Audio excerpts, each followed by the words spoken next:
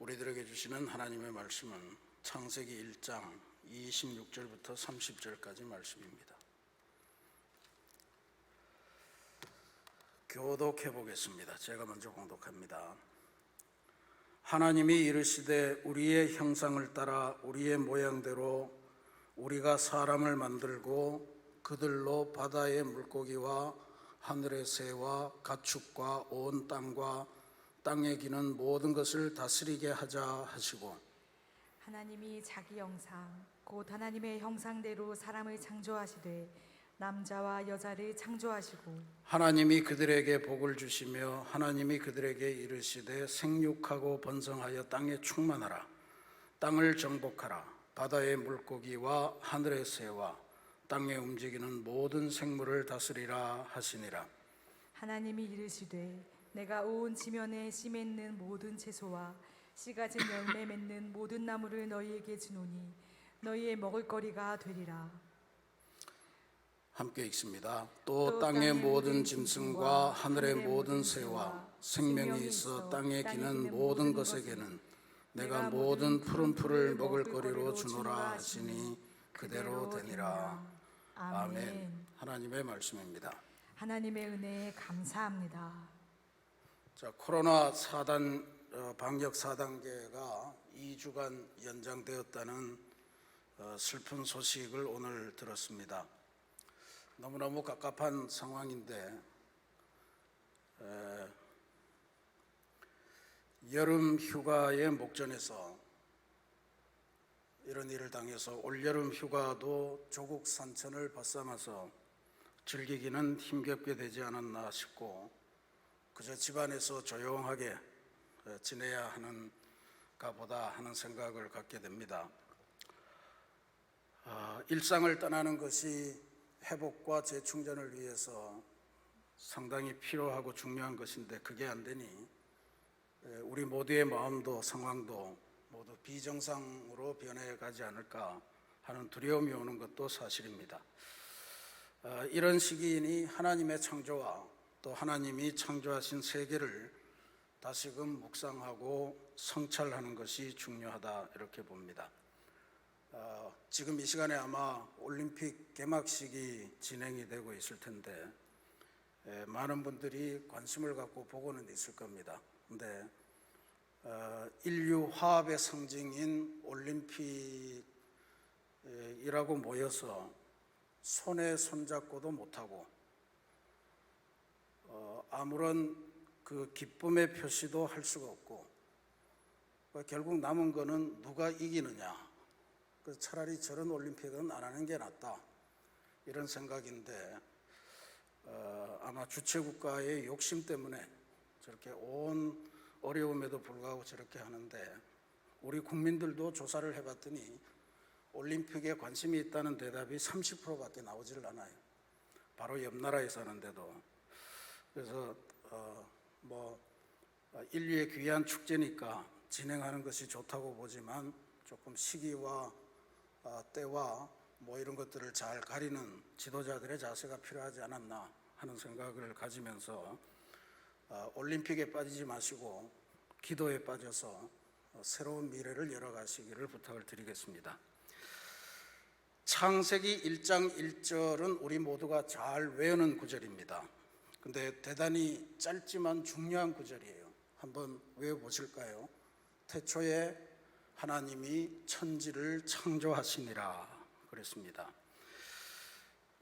이게 태초에 하나님이 천지를 창조하셨다 하는 것은 창조신앙의 핵심을 알려주는 구절입니다. 특별히 여기 태초에라고 하는 말이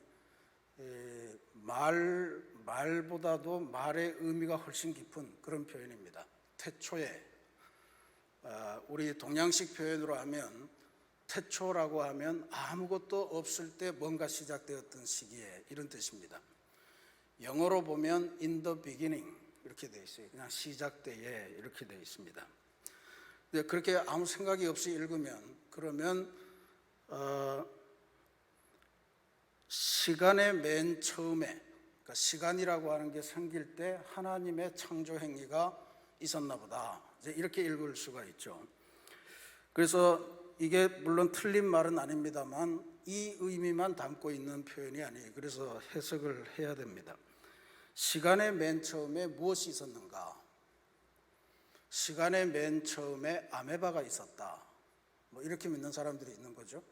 그리고 그게 점점 진화해서 사람이 되었다. 이 중에서도 아마 우리 성도들 중에도 나는 아메바가 진화돼서 나 같은 사람이 되었을 거다 이렇게 믿는 사람들도 있을 거라고 생각하는데 저는 절대 그렇게 생각을 할 수가 없습니다. 반면에 시간의 처음에 창조 행위가 있었다라고 하는 것도 중요한 말씀 같은데 그렇게만 믿을 게 아니에요. 그렇게 시간의 처음이 무엇이었을까 하는 걸로만 이야기하면 이게 인류가 어떻게 시작되었나, 창조로 됐나, 진화로 됐나 뭐 이런 과학 논쟁에 빠지기가 쉽습니다. 우리 믿음 좋다는 분들 속에서도 그러한 논의에 빠져서 창조 과학이라고 하는 걸 만들고 성경의 것들을 역사적으로 어떻게 증명할 건가, 사실이 있나, 흔적이 남아있나, 화석이 있나 뭐 이런 걸 찾아 돌아다니는 분들이 계신데 성경을 대단히 잘못 이해하고 있는 겁니다. 이 태초라고 하는 표현, 이거는 단순히 시간적인 개념이 아니고 온 우주와 특별히 인간을 향한 하나님의 사랑의 고백입니다. 무슨 말씀이냐 하면 이 시간, 내가 맨 처음에 너희들을 창조해서 이런 이야기가 아니고 이 태초라고 하는 말을 신학적으로 이야기하면 시간의 개념이 아니고 존재의 개념이다 이렇게 표현을 합니다. 그러니까 태초에라고 하는 말은 모든 존재의 바탕에, 모든 존재의 근원에, 혹은 모든 존재 안에서 가장 중요한 것, 이것이 하나님이다 라고 하는 것을 의미하는 거예요. 그 태초에 하나님이 천지를 창조하셨다. 이 이야기는 우리들 사람의 근본은 하나님이다 이런 이야기입니다. 우리 살아있는 생명체의 근원은 하나님에게서 비롯되었다 라고 하는 이 말을 하는 거예요. 그래서 하나님께서 존재하는 모든 것의 근본이 되시고 근원이 되시고 발원이 되신다라고 하는 이 말씀이 대단히 중요하죠. 이제 창세기 안에서 엘로힘 하나님과 여호와 하나님 이 두 가지 하나님이 창세기에서 번갈아 나오는데 1장에 나오는 하나님이 엘로힘 하나님입니다. 이 엘로힘 하나님이 창조하실 때 사용된 창조라는 단어가 바라라고 하는 단어예요. 이 바라라고 하는 단어는 하나님에게만 사용이 되는 동사입니다. 아무것도 없는 것 속에서 뭔가를 만들어내시는 창조, 그게 이제 바라고, 야훼 하나님, 여호와 하나님에게 쓰는 창조의 동사는 아싸입니다. 아싸, 우리가 하나님으로부터 지음을 받았다. 하나님이 진흙이라는 재료를 가지고 사람을 막 빚어 만들잖아요. 우리도 나무를 가지고 책상도 만들고 걸상도 만들고 이런 건 다 아싸라고 하는 행위입니다. 근데 지금 이 엘로힘 하나님, 창세기 1장에서 나오는 이 하나님의 창조 행위는 바라, 아무것도 없는 곳에서 뭔가를 창조해내는 것. 아무것도 없다라고 하는 말이 의미가 우리로 봐서는 그냥 무로부터의 창조 이렇게 표현을 하지만 사실은 성경은 이렇게 표현을 하죠. 어둠과 공허와 암흑과 혼돈이 있었다. 그러니까 그것에서부터 하나님이 질서를 잡아 나가시는 것. 어둠을 이용해서 질서를 잡는 게 아니죠. 혼돈을 재료로 해서 질서를 잡는 게 아니죠. 그러니까 처음의 상태는 그랬다 이런 얘기. 처음의 상태는 그랬고 하나님이 움직이시니까 질서가 잡히고 생명체가 있고 그렇게 보시기에 참 좋은 세상이 되었다 이런 이야기입니다. 이 말은 다시 이야기하면 하나님이 계시지 않으면 우리는 어둠이고 하나님이 계시지 않으면 우리는 암흑이고 하나님이 계시지 않으면 우리는 혼돈이고 무질서고 그렇다는 이야기입니다. 하나님께서 계시니까 우리가 이렇게 지금 질서 잡힌 존재로 살아가고 있고 우리에게 도덕이 있고 윤리가 있고 이렇게 되는 그러한 의미를 이야기하는 거죠. 태초에 있었던 창조라고 하는 것은 바로 어둠과 혼돈과 무의미에 빠져있던 생명이 하나님으로 말미암아 질서와 생명, 구원과 해방과 기쁨을 누리게 된 것이다 라고 하는 것을 의미하는 것입니다. 그래서 창조신앙이 중요한 것은 바로 우리 인생의 의미, 우리에게 주어주신 가정의 의미, 우리가 만들어가는 공동체의 의미, 우리가 살아가는 사회적인 관계의 의미, 이런 것들을 총체적으로 부여해 주기 때문에 창조신앙이 대단히 소중한 거예요. 창조신앙이 소중한 거는 또 한편으로 우리는 연약하기 때문에 언제나 위기에 빠지고 고장나고 어려움을 당하게 마련인데, 그러한 일이 있을 때마다 어디에 어떻게 무엇을 통해서 해결할 수 있을까 하는 답을 갖고 있다는 것이 창조신앙의 중요한 이야기입니다. 우리를 창조하신 하나님에게 가서 물어보면 답이 나오는 거예요. 만약에 진화되었다, 그리고 지금도 진화되고 있다라고 생각하면 고장이 나도 문제가 생겨도 별로 고민할 필요가 없습니다. 어차피 진화될 거 아니에요. 그냥 저절로 문제가 해결되는 거 아니에요. 그러니까 그렇게 생각을 한다면 굳이 애써서 상황이 안 좋다고 슬퍼할 일도 없고, 그런다고 상황이 좋다고 해서 좋아할 일도 없고, 그냥 자기 멋대로 그냥 쭉 흘러가는 것이 인생사가 되기 때문에 그런 의미에서 인류의 삶은 전혀 그것은 성서적이지 않은 거다, 이렇게 볼 수가 있습니다. 그런 의미에서 창조는 창조하신 분의 목적이 있고, 창조하신 분의 계획이 있고, 창조하신 분의 마음, 정성, 이런 것들이 담겨 있는 것이고, 그래서 그 창조를 통해서 우리가 이 땅에 나타났다라고 하는 것은 창조주와 우리 사이에 새로운 교감이 일어나는 그러한 놀라운 역사를 의미합니다. 하나님께서는 당신의 창조 목적을 이루기 위해서 피조물 중에 한 존재를 선택해서 맡기셨는데, 이게 바로 인간이다 이거죠. 생육하고 번성하고 땅에 충만해라, 땅을 정복해라, 이제 이렇게 사명을 부여하셨습니다. 그런데 아니나 다를까 연약한 인생이라 고장날 수밖에 없다고 그랬는데, 지금 우리는 고장난 세계의 한복판에서 헤매고 있는 중입니다. 지난 금요일에 우리가 이 땅을 휩쓸고 있는 코로나 바이러스보다 훨씬 더 무서운 것이 있다고 했는데, 그게 바로 바이러스 때문에 우리가 갈라지고 흩어지고 못 만나고 하면서 생겨나는 개인주의, 각자도생, 이런 마음이라고 그랬죠. 근데 오늘은 우리 인간과 세계가 실제로 어떻게 망가져 버렸나 하는 것을 좀 묵상하면서 하나님께서 우리에게 바라시는 것이 뭔지를 함께 살펴보려고 합니다. 모든 과학자들, 생태학자들이 입을 모아서 이야기하는 오늘날 이 세계의 망가진 세계의 핵심적인 원인은 지구온난화다, 이렇게 이야기를 합니다. 지구가 더워지고 있다, 이런 이야기죠. 따뜻해지는 것은 대단히 좋은 일인데 지구는 따뜻해지면 안 되는 거다라고 하는 건데, 지구온난화를 제가 과학적으로 설명해 드릴 방법은 없습니다. 잘 모르고. 근데 몇 가지 현상은 짚을 수가 있을 것 같아요. 일단 지금 현재 진단되는 바로 따르면 2040년경이 되면 북극에 있는 모든 빙하는 다 녹을 거다. 이제 몇 년 안 남았죠. 한 20년이 채 안 남았는데 빙하가 다 녹게 될 것이라는 진단이 나오고 있고, 그러면 바다의 수면, 해수면이 급격하게 올라가겠죠. 올라감에 따라서 지금 바닷가에 있는 도시들, 바닷가의 면에 있는 주요한 섬들, 이런 것들은 상당 부분이 잠기게 되고 해저 도시가 될 거다라고 하는 이런 현상이고, 일부 섬나라에서는 이미 이 지하 벙커, 해저 벙커 같은 걸 만들어서 연습을 하고 있다, 강요회의 같은 걸 하고 이런 이야기도 들려옵니다. 전 세계적인 수상도시로 유명한 이탈리아의 베네치아 같은 경우에는 침수의 수가 날마다 늘어나기 때문에 인공적으로 벽을 만들어서 도시를 보호하고자 하는데, 그 도시를 이렇게 보호하는 벽의 이름, 그게 모세라고 그러네요. 모세가 바닷물을 갈랐듯이 그 마른 땅이 그 안에 펼쳐지게 해달라, 물속에서도 지켜달라 하는 의미로 그렇게 붙였을 겁니다. 그러나 과연 이 인공방조제가 얼마나 제대로 기능을 할까 하는 것은 장담할 수 없는 일이죠. 최근에 한 연구를 보니까 빙하가 녹는 것은 해수면의 고도를 높이는 것도 문제이지만 또 하나 심각한 문제가 생기게 된다 하는 것을 알려줍니다. 그것은 바로 빙하에 갇혀서 함께 얼음으로 변해 있던 바이러스가 그게 녹으면서 다시 살아난다는 거예요. 이건 정말로 심각한 이야기입니다.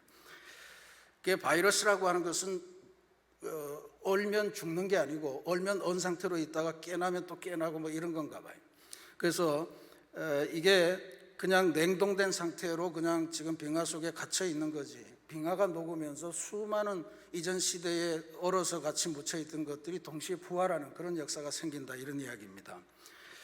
실제로 2016년 여름에 러시아의 무슨 시베리아 근처에 있는 어떤 자치구에 폭염이 일어났는데, 굉장히 더웠죠. 굉장히 더운 폭염이었는데 그 폭염 때문에 시베리아 인근의 빙하가 상당수가 녹았다고 그래요. 근데 빙하가 녹으면서 시베리아의 그 빙하 얼음 속에 묻혀있던 죽은 동물의 사체가 얼음 위로 드러났는데, 그 사체에서 탄저병 바이러스가 다시 살아나서 주변 지역의 72명의 유목민들에게 전파되었고 사망자까지 발생을 했다. 이게 한 곳의 이야기일지 모르지만 이건 아마 북극의 빙하가 녹으면서 물의 공격과 더불어서 수많은 바이러스가, 코로나 바이러스 같은 이런 것들이 인류를 공격하게 될 거다라고 하는 무서운 이야기를 우리들에게 전해줍니다. 또 하나, 지구 온난화가 되면서 이 지구상의 생명체의 생태계가 많이 변화된다는 거죠. 멸종하는 동물들, 식물들, 또 생물들이 점점 늘어가고 있다, 이런 이야기입니다. 그러니까 해수면이 상승하고 해수 온도가 올라가고 이러면 아마 살기가 힘든 것 같습니다. 해상 생물들이 먼저 멸종해 가면서 그 다음에 그게 육상 생물에게까지도 영향을 끼친다, 이렇게 이야기를 하는데, 멸종 도미노가 이어진다, 이런 이야기죠. 최근에 가장 급격하게 멸종되고 있는 어류는 상어라고 그래요. 지금 1970년부터 지금까지 약 상어 개체의 95%가 이미 다 95%가 감소됐다, 이런 이야기죠. 그러니까 상어가 멸종의 위기에 다다르면서 사람들이 많이 잡아서 그렇기도 할 거예요. 그러니까 그보다 작은 물고기, 물살이로 이제 옮겨가는데, 요즘 희한하게 그 홈쇼핑 같은 데 보면 크릴새우 이야기가 많이 나오는데, 상어를 잡던 배들이 크릴새우를 잡는데 그렇게 열을 올린다는 거예요. 뭐 크릴새우를 가지고 기름을 내고 뭐 온갖 영양제를 만들고 이렇게 난리를 치면서 전 세계적으로 보급을 하잖아요. 그러니까 크릴새우를 비롯한 작은 새우들도 멸종을 할 단계다, 뭐 이제 이런 보고들도 나와 있습니다. 그리고 이것이 육상 생물로 옮겨가서 2050년이 오기 전에 치타, 사자, 원숭이 이런 것들이 지구상에서 자취를 감출 수도 있다, 이런 보고도 나와 있습니다. 생물의 멸종, 이런 것은 인간에게 직접적으로 영향을 끼치겠죠. 인간은 몇 번째로 멸종이 될까, 뭐 이런 것들도 생각을 하는 생물학자들이 있는 것 같습니다. 여기에다가 이제 바다 속에 마구잡이로 버려지는 쓰레기도 무시할 수 없는 지구 파괴 요소로 등장하고 있다 하는 이야기입니다. 이건 다음 금요일에 좀 더 자세하게 살펴보겠습니다만, 현재 바다 안에는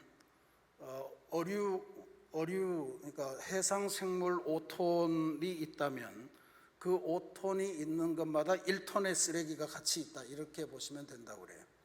그러니까 5분의 1은 그러니까 물이 많고 그 안에 5톤의 어류가 있을 때 1톤의 쓰레기가 있다, 이런 이야기죠. 그러니까 이것도 2050년이 되면 바닷속을 살아가는 생물들보다 훨씬 더 많은 쓰레기가 있을 거다, 이제 이런 연구 결과 보고를 지금 내놓고 있습니다. 그러니까 이게 지금 현상으로 본 지구의 특별히 바다를 중심으로 해서 일어나는 그러한 파괴되어 가고 있는 하나님의 창조 세계의 모습입니다. 보셨다시피 지금 지구의 삶을 위협하는 이런 다양한 현상들이 나타나고 있고, 그 중심에 지구온난화라고 하는 것이 있는데, 누가 지구를 데피고 있는가 하는 것을 곰곰이 추적해 들어가면 이거는 뭐 말할 것도 없이 사람들입니다.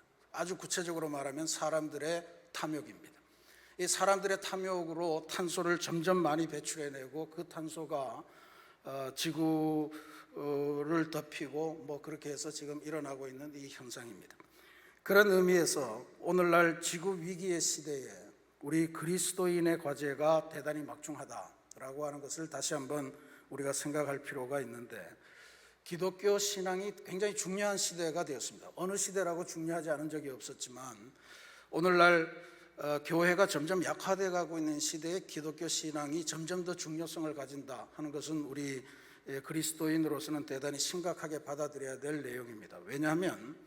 왜냐하면 인간의 탐욕 때문에 이런 문제가 생겼는데, 오로지 신앙만이, 성경만이 하나님의 마음, 하나님을 믿는 믿음으로 인간의 탐욕에 대해서 저항하고 인간의 탐욕에 대해서 도전하고, 그래서 그거는 하나님이 기뻐하시는 일이 아니라고 하는 그러한 선언을 통해서 우리가 탐욕을 절제하고 제어하고 관리하고 그렇게 해서 이 지구를 보호할 수 있는 유일한 대안이기 때문이 아닐까, 그런 생각을 해봅니다. 요즘 코로나 4차 유행을 보면서 많은 생각을 이래저래 하게 됩니다. 한 2달 전만 해도 백신이 보급되면서 이 코로나는 이제 거의 잡혔구나, 굉장히 낙관적으로 저도 생각을 했고, 그런 면에서 하반기 계획도 새롭게 세우고 뭐 이랬던 기억이 납니다만, 코로나는 백신의 보급이 일어나면서 보란듯이 4차 대유행을 일으켰습니다. 우리는 그렇게 쉽게 죽지 않는다 하는 것을 보여주는 거라고 볼 수 있습니다. 그러면서 우리는 지금까지와는 비교도 안 될 정도로 지금 1,800명, 2,000명까지도 내다보는 그런 상황으로 가고 있어서, 이게 지금까지의 강도로는 가장 강한 강도로 지금 저희들이 차단을 당하고 있는 그런 상황을 갖고 있죠. 지난 1년 반 동안 코로나로 인한 다양한 변화를 경험하면서 혹시 이것은 하나님께서 우리 인류를 새로운 길로 이끌고 가시는 이 시대 출애굽이 아닐까 하는 생각도 하게 됩니다. 그러니까 일시적인 대책, 일시적인 상황의 어떤 문제가 아니고, 이거는 인류의 개조가 필요하고 인류가 새롭게 뭔가 가치관이나 모든 것을 바닥에서부터 새롭게 형성하지 않으면 안 되는 그러한 것으로 지금 주신 것이다 하는 생각이 점점 드는 거예요. 이게 우리가 안일하게 생각해봤자 우리들의 바람으로 한번 줄어들고 그러면서 희망을 하고 대면 예배 회복의 날 이렇게 선포하지만 안 되는 거잖아요. 결국은 제가 이렇게 가만 생각해 보면 이게 코로나19에 대비하는 것으로 지금까지 백신을 포함해서 우리가 손을 씻고 마스크를 끼고 사회적으로 거리두기를 하는 이런 것들이 마지못해서 하는 것이 아니라 신앙의 차원으로 행해져야 되는 것임을 훈련하고 있는 과정 같다. 그래서 이게 언제 어디서라도 이런 일들이 끊임없이 일어날 수 있도록 만들어 가시는 하나님의 백성으로 재탄생하게 하시는 하나님의 출애굽 행위다. 저는 그렇게 이제 슬슬 생각하게 됩니다. 애굽 치하에서 괴롭기는 했지만 그래도 모든 면에서 풍요로웠던 이스라엘 백성들, 끊임없이 그들은 과거를 회상하면서 저 애굽의 고깃가마 옆에 있어서 편했는데 왜 이리로 인도하셨을까? 그렇잖아요. 근데 그런 존재들을 애굽 땅에서 끌어내서 광야에서 40년을 돌리면서 하나님을 예배하는 백성으로 만들어 가셨던 그 작업이 지금 진행되고 있는 것 같다, 이런 느낌을 갖게 됩니다. 그래서 이게 우리들의 손 씻기, 마스크 쓰기, 또 사회적인 거리두기, 이런 게 거의 율법적인 차원에서 율법을 지키듯이 지켜야만 되는 그러한 인류로 이제 바뀌어가는 그러한 것이다. 그래서 해이해질만 하면 또다시 강력한 유행을 일으켜서 또 반복 훈련하고 그렇게 되는 것 같아요. 한편으로는 공장 가동이 멈추면서 하늘이 맑아지고 미세먼지가 사라지고 이런 걸 보면서도 하나의 방향을 열어주시는 것 같습니다. 인류가 머리가 좋다고 그래서 개발한 기술들을 마음껏 펼치면서 온 세계 자원을 파괴시키고 있는 대로 그냥 그 탐욕에 의해서 계속해서 누가 쓸지도 모를 것들을 끊임없이 생산해내고, 그러지 않으면 쓰레기로 바다에 버리고 이런 작태들을 하는 것으로부터 이것을 끊어내는 것만이 인류의 문명 체제를 완전히 전환하지 않으면, 인류의 문명 사회의 근본적인 변화를 일으키지 않으면 이 질병은 절대로 없어지지 않는다라고 하는 것을 보여주시는 것이 아닌가, 그런 생각을 하게 됩니다. 그래서 이 모든 일을 하시기 위해서 지금 주님께서 그리스도인들에게 강력하게 명령하시고 이 시기에 우리들이 성경을 다시금 인류의 생태라고 하는 면으로 다시금 지금까지는 인간의 구원 이런 것들만 읽었는데 하나님의 창조 세계를 회복하는 것 이런 관점으로 성경을 다시 읽게 하시는 그러한 것이 아닐까. 그래서 지구온난화의 이 위기를 결정적으로 이겨낼 수 있는 것은 기독교 신앙이고 바로 하나님의 가르침밖에 없다. 하나님의 가르침대로 살아가는 사람들, 그 사람들이 이 지구를 위기로부터 구해낼 수 있을 것이다 라고 하는 것을 그 소명을 주시는 것이라 믿습니다. 창조신앙의 경전, 성경을 읽고 공부하고 성경대로 따라 살려고 하는 사람들이기 때문에 우리 그리스도인들이 이 시대에 중요한 사람들입니다. 하나님께서 창조하신 세계는 멸망시키려고 만드신 세계가 아니에요. 구원하시려고 창조하신 거임을 우리가 이미 알고 있잖아요. 근데 구원으로 가기 전에 지금 멸망의 위기에 놓여 있는 이걸 누가 해야 되겠습니까? 하나님의 말씀대로 살아가는 그리스도인들이 해야 된다 하는 거죠. 다행스럽게도 지금 우리 한국의 개신교인들이 지구온난화에 대해서 대단히 심각함을 인지하고 있다는 그러한 통계 분석이 나왔습니다. 한국기독교사회문제연구원이라는 곳에서 1000명의 기독교인들을 다양하게 연령별로 직분별로 다 뽑아서 조사를 했는데 97%의 응답자가 지구온난화는 대단히 심각한 문제다 이렇게 대답을 했습니다. 그리고 지구온난화를 막기 위해 우리에게 남은 시간이 얼마나 될까 하는 것을 물었더니 재미난 게 나왔습니다. 이미 늦었다, 손댈 수 없다 15.4%, 1년 미만으로 남아있다 1.1%, 10년 미만으로 남아있다 22.2%. 자기가 그렇게 생각한다는 거예요. 이 답이 아니고 30년 정도는 있을 거다 21.8%입니다. 한 세대를 30년으로 잡는다면 한 세대인 30년 안에는 최소한 이 문제를 해결해야 된다라고 본 크리스찬 응답자가 37.5%였다라고 하는 겁니다. 그러니까 이게 대단히 중요하죠. 30년 안에 이 문제를 해결하기 위해서 우리의 신앙, 우리의 자원, 우리의 모든 것들을 다 털어넣어야 된다라고 하는 것을 고민하고 있다는 거고, 또 이런 질문도 물었더군요. 경제 성장과 지구온난화 방지 사이에서 둘 중에 어느 것이 우선되는 문제라고 생각하느냐 했는데 다행히도 63.7%의 크리스찬들이 지구온난화 방지가 더 시급한 문제다. 지금 먹고 사는 게 문제가 아니고 지구의 멸망을 막아야 된다는 데 답을 주었습니다. 그러니까 이게 지금 우리 크리스찬들의 인식입니다. 그리고 코로나19의 원인이 무엇이냐, 자연 발생적인 것 같으냐 아니면 다른 이유가 있느냐 하는 질문에 71.4%는 인간이 생태계를 파괴해서 생긴 사회적인 재앙이다 라고 하는 것에 크리스찬들이 답했다라고 하는 거예요. 지구온난화 방지를 위해서 가장 시급하게 실천해야 될 과제가 무엇인가 하는 질문에는 47.6%가 에너지의 전환입니다 이렇게 대답을 했습니다. 즉 석유, 화석 연료에서 벗어나서 친환경, 신재생 에너지로 전환해야 돼. 태양광, 조력, 풍력 뭐 이런 걸로 바꿔야 된다 이런 이야기죠. 교회는 무엇을 해야 될 것인가 했더니 좀 대답은 소극적으로 나왔습니다. 교회는 41.1%의 사람이 에너지 절약 운동을 해야 된다. 이제 이런 대답을 꼽았습니다. 아무튼 지금 현재 그리스도인들이 그래도 상당히 반수 이상이나 지구온난화 문제가 대단히 심각한 신앙적인 과제이고 이 문제를 해결하기 위해서 적극적으로 노력해야 된다. 그리고 25%의 응답자는 지구온난화 방지를 위한 사회운동에도 적극적으로 참여할 의향이 있다 이렇게 밝혔습니다. 창조 세계를 날마다 묵상하는 그리스도인이기에 이런 대답이 가능하리라 저는 그렇게 믿습니다. 지구온난화 문제는 우리에게 이제 더 이상 사회적인 이슈가 아니고 신앙의 문제입니다.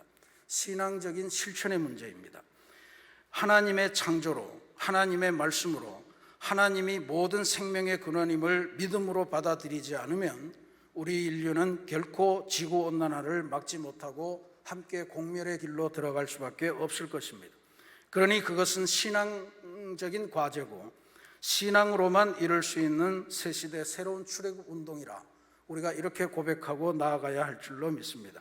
그러니 이제 우리 그리스도인들이 생태계 문제, 환경 문제, 에너지 전환 문제 이런 것들을 신앙적인 과제로 받아들이고 하나님의 창조 세계를 더 망가뜨리는 대신에 망가진 하나님의 창조 세계를 조금씩 더 회복하는 것을 주요한 기도 제목으로 설정하고 이를 위한 구체적인 실천을 해나가는 그러한 변화가 있어야 할 줄로 믿습니다. 그래서 저도 우리 교회 안에 이런 창조질서 회복위원회 이런 위원회가 있어서 성도들이 삶 속에서 어떻게 이런 지구온난화를 방지하는 개인적인 신앙적인 실천을 할 수 있을까, 또 교회적인 차원의 실천을 만들어낼 수 있을까, 이런 것들을 시도해야 되지 않을까, 이제 그런 기도도 시작하고 있습니다. 아무튼 지금 코로나 시기를 통해서 우리는 완전히 달라진 기도의 제목과 우리들의 신앙의 내용과 이런 것들을 맞이하고 있는 중입니다. 적극적으로 영적인 눈을 떠서 새롭게 펼쳐지는 하나님의 출애굽 운동, 이것을 다시 한번 바라볼 수 있는 그러한 시야를 갖춰야 될 줄로 믿습니다. 사랑하는 우리 새신교회 성도 여러분, 하나님의 창조는 삼위일체 하나님의 아름다운 공동의 합작품입니다. 말씀하시는 하나님, 수면 위를 운행하시는 성령님, 그리고 우리를 구원하시기 위해 십자가에 달려 돌아가신 성자께서 함께 머리를 맞대고 상의하시면서 창조하셨습니다. 우리의 형상을 따라 우리의 모양대로 우리가 사람을 만들고 그들로 하여금 다스리게 하자라고 하는 것이 하나님의 창조의 기본 원칙이었습니다. 이 모습을 보시고 하나님께서는 대단히 좋았더라를 연발하시고 보시기에 심히 좋았더라 하는 말씀으로 창조를 완결짓고 있습니다. 이처럼 아름답게 창조된 세계였고 그 세계를 맡아 청지기로 관리하도록 부름받았던 우리 인류입니다.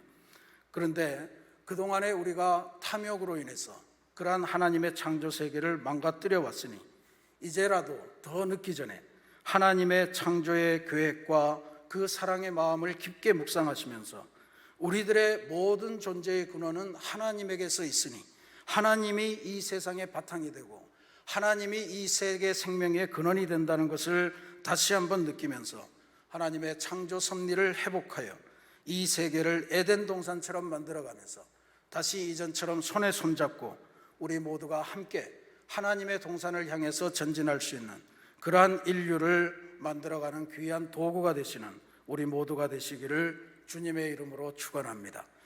오늘 저희들이 하나님의 창조 세계를 묵상하면서 우리 79장 찬송 주 하나님 지으신 모든 세계 부르시고 우리 창조 질서의 회복을 위해서 함께 기도하는 시간을 갖겠습니다.